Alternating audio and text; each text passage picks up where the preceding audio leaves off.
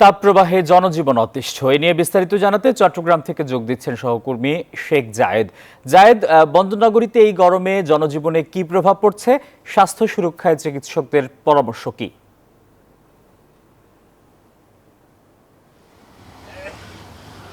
ধন্যবাদ আপনাকে। আপনি জানেন যে 3 দিনের হিট অ্যালার্ট জারি করেছে আবহাওয়া অধিদপ্তর আজকে থেকে 72 ঘন্টা।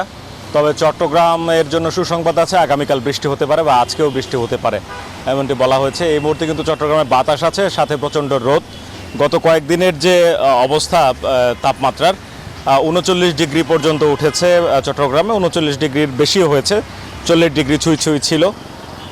আজকে আমরা জুমার নামাজের পরে এখন আসলে মানুষজনের উপস্থিতি কম দেখতে পাচ্ছি শহরে, বেশি মানুষজন উপস্থিতি নেই। হয়তো বেলা গড়ালে বিকেলের দিকে মানুষজনের উপস্থিতি বাড়বে। তবে এই যে শরবতের দোকান যেগুলো রাস্তার পাশে, শহরের বিভিন্ন পাশে, এইসব জায়গায় কিন্তু মানুষের উপস্থিতি আছে।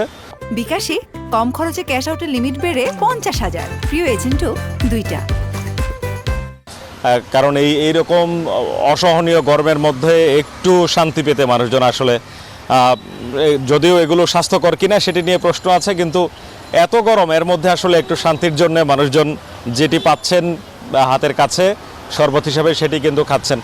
হাসপাতাল পরিস্থিতি যদি বলি, চট্টগ্রামের সবকটি হাসপাতালে কিন্তু রোগীর উপস্থিতি প্রচণ্ড রয়েছে। গরমে অসুস্থ হয়ে, বিশেষ করে জ্বর, ডায়রিয়া, বমি এই সব রোগে আক্রান্ত হয়ে ধারণ ক্ষমতার চেয়ে বেশি রোগী ভর্তি হচ্ছেন, বিশেষ করে শিশুরা রয়েছেন। আমরা তাদের উপস্থিতি বেশি দেখতে পেয়েছি। চিকিৎসকরা বলছেন এই সময়টিতে আসলে বিশুদ্ধ পানি পান করার কথা বলছেন, এবং রোদে একেবারে প্রয়োজন না পড়লে রোদে না যেতে বলেছেন, এবং যেসব ফল এবং খাবারে পানির পরিমাণ বেশি আছে, বিশেষ করে তরমুজ, ডাব, এগুলো খেতে বলেছেন। এবং এই যে আমি আরেকটি কথা বলি, যেসব খাবারে আসলে এই ধরনের গরমের শান্তিদায়ক খাবার, যেমন তরমুজ, ডাব, এই ধরনের, এগুলোরও কিন্তু দাম বাড়িয়ে দিয়েছেন ব্যবসায়ীরা এই আবহাওয়া পরিস্থিতির মধ্যে। তো মানুষজনকে সচেতন থাকতে বলেছেন চিকিৎসকরা, সাবধানে থাকতে বলেছেন, প্রচণ্ড গরমে বারবার গা মুছে দিতে বলেছেন, এবং গরমে ঘেমে যেন আবার ঠান্ডা লেগে না যায় সেটির জন্য সজাগ থাকতে বলেছেন। এই হচ্ছে আমার কাছে চট্টগ্রাম থেকে। ফিরছি স্টুডিওতে, আসিফ আপনার কাছে।